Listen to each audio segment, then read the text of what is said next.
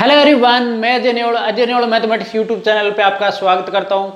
तो साथियों, मैं आज लेकर आया हूं एक छोटी सी वीडियो कि किस तरीके से जो बच्चे जेईई मेंस के लिए प्रिपरेशन कर रहे हैं, एडवांस के लिए प्रिपरेशन कर रहे हैं, तो उन बच्चों को अपना जो ड्रॉप है वो लेना चाहिए या नहीं लेना चाहिए, किस तरीके से अपनी प्रिपरेशन को आगे बढ़ाना है। आपको देखो, छोटी छोटी कमियां ही आपको सिलेक्शन तक आपसे दूर रखेगी और छोटी छोटी कमियां अगर आपने सुधार कर ली वो ही आपको सिलेक्शन है दिलवाती है।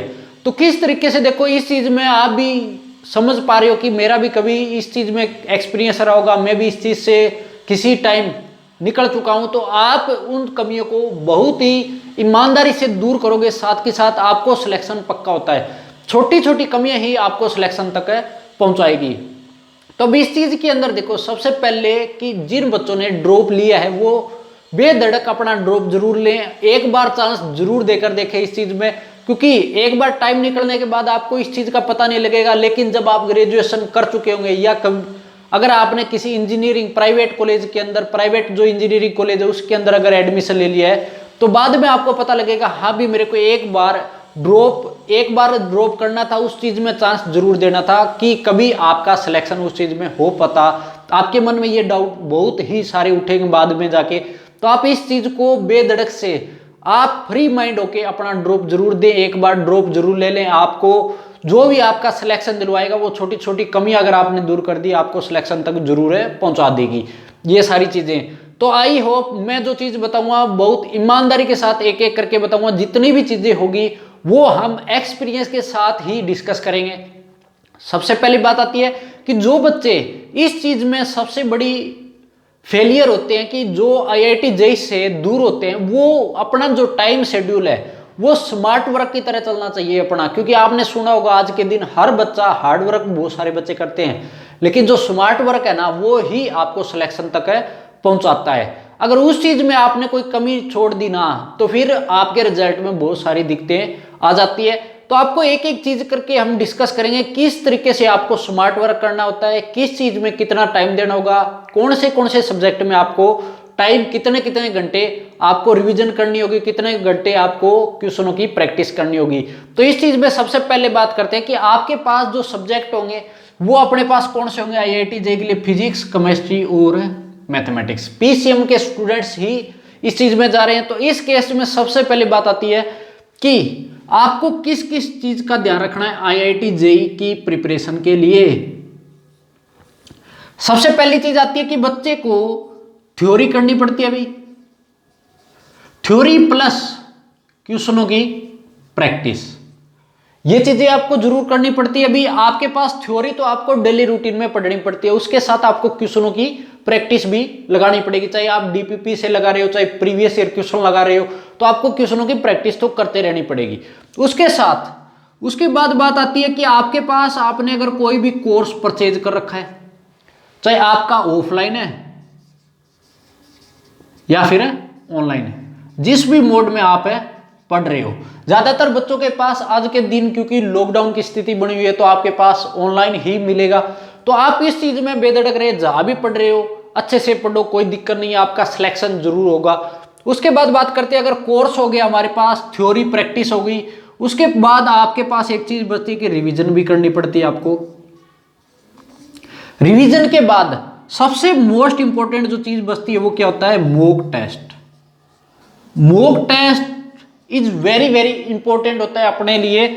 सबसे ज्यादा जो स्कोर बढ़ाने वाली चीज है आपकी एक्यूरेसी और आपको जो मेंटेन करने वाली चीज होती है सबसे ज्यादा कौन सी होती है, मॉक टेस्ट होता है। तो आइए एक एक करके हम डिस्कस करते हैं कि किस में आपको कितना टाइम देना है, और अपने को आईआईटी जेईई में जो सिलेक्शन ले जाने वाली चीजें होगी वो यही होगी जो आपको एक एक करके बताऊंगा।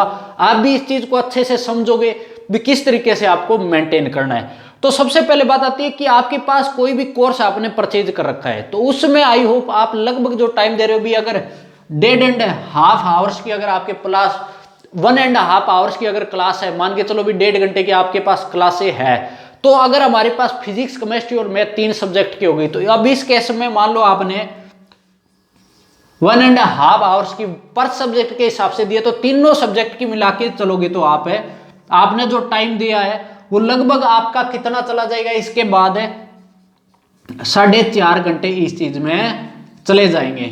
अगर आपने 4.5 घंटे दे दिए आपने, उसके बाद देखो 4.5 घंटे दिए तो अप्रोक्सीमेट आप टाइम मान के चलते हो भी आधा घंटा इस चीज में ऊपर भी लगा लो, तो आपने मान लो यहां से मेजरली आपने 5 आवर्स टाइम ओनली आपने कोर्स पे अपना दे चुके हो, आप 5 घंटे खराब है कर चुके हो इस चीज में। उसके बाद बात आती है कि आपको डेली रूटीन में आपको क्या करना है। आपने अगर कोर्स ले लिया, जिस भी टाइम आप पढ़ रहे हो, उसके अलावा आपके पास आती है थ्योरी, आप थ्योरी भी करनी पड़ेगी, थ्योरी कर रहे हो और प्लस प्रैक्टिस करनी पड़ी है तीनों सब्जेक्टों की। तो आपके पास यहां से जो अप्रोक्सीमेट टाइम जाएगा पर सब्जेक्ट के हिसाब से बता रहा हूं आपको, 2.5 आवर्स आपको यहां से देने पड़ेंगे, 2.5 घंटे आपको यहां से जरूर मेजरली आपको देने पड़ेंगे। तो अगर आपने 2.5 घंटे पर सब्जेक्ट के हिसाब से दिए तो तीनों सब्जेक्ट की अगर मैं बात करके चलूं तो आपके पास 7.5 घंटे आपने अपने थ्योरी प्लस प्रैक्टिस जो क्वेश्चनों की है, जहां से भी आप लगा रहे हो उस चीज में आपने दे दी है।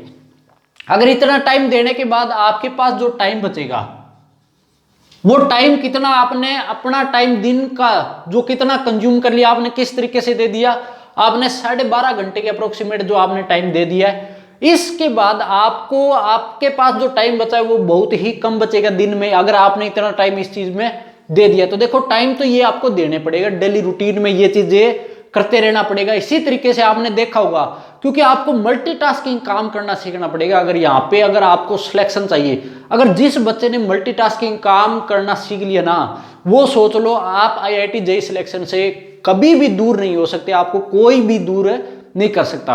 अब उसके बाद बात आती है कि आपके पास रिवीजन जो होती है वो डेली रूटीन में 2 से 3 घंटे की मैं मान के चलता हूं, अगर पर हावर्स पर सब्जेक्ट के हिसाब से दे तो भी आप 3 घंटे भी तीनों सब्जेक्टों को कितने हो गए, 3 घंटे आपके यहां से किसके हो गए, रिवीजन के हो चुके हैं। तो लगभग आप अप्रोक्सीमेट मान के चलो कोई आपका जो टाइम है वो डे का लगभग आपका तैयार हो चुका है भी किस तरीके से हम पर सब्जेक्ट के हिसाब से देंगे और किस तरीके से हमारे पास है कितनी चीजें मिलेगी। तो आप यहां से देख सकते हो कि आपने थ्योरी प्लस प्रैक्टिस में आपने 7.5 घंटे लगाए हैं। उसके बाद आपने कोर्स ऑफलाइन या ऑनलाइन ले रखा है, उसमें आपने कितने लगाए हैं, 5 घंटे आपने इस चीज में दे दिए हैं। उसके बाद आपने रिवीजन में 3 घंटे अप्रोक्सीमेट 2 से 3 घंटों के बीच में रख सकते हो। रिवीजन भी कोई फास्ट करेगा कोई धीरे करेगा, तीनों सब्जेक्ट जो है उनकी प्रॉपर आपको रिवीजन करनी है, क्योंकि तीनों को इक्वल लेके चलना पड़ेगा अगर सिलेक्शन आपको चाहिए। तो मैं ये नहीं कहूंगा भी आपका जो एक सब्जेक्ट है मैथ पे ही लगे रहो, भी फिजिक्स है फिजिक्स पे लगे रहो, नहीं, आपको तीनों सब्जेक्ट ऐसे होंगे जहां पे आपको फाइनल सिलेक्शन तक लेके जाएंगे।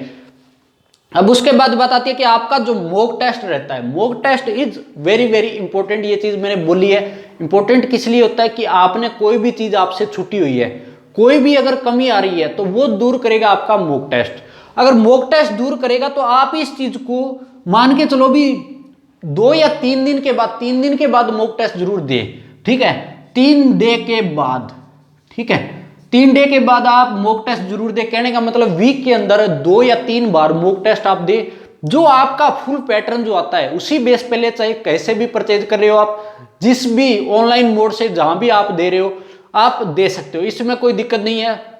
लेकिन एक बात याद रखना, मॉक टेस्ट की गलती कभी मत करना कि आप ना दो फाइनल में जा रहे हो आपको सारी चीजें नहीं देखने को मिल रही है, ऐसा कुछ भी नहीं कर रखा है। और जिन बच्चों ने अभी जो ड्रॉप दे रहे हैं उन बच्चों को तो बिल्कुल भी चांस नहीं लेना है। अगर आपका कोर्स हो चुका है तो बहुत बढ़िया बात है, आप इस चीज में ज्यादा टाइम दे, फिर मॉक टेस्ट आप वीक के अंदर 2, 3, 4 तक भी लगा सकते हो। उसके बाद अगर आपके पास अगर टाइम बचता है ना, आपके पास अगर कोर्स आपने नहीं परचेज कर रखा है, पहले कोर्स कर लिया है आपने, तो आप उस चीज के लिए प्रैक्टिस में जरूर आपका ध्यान जाना चाहिए, आपको मैक्सिमम से मैक्सिमम प्रैक्टिस करनी है।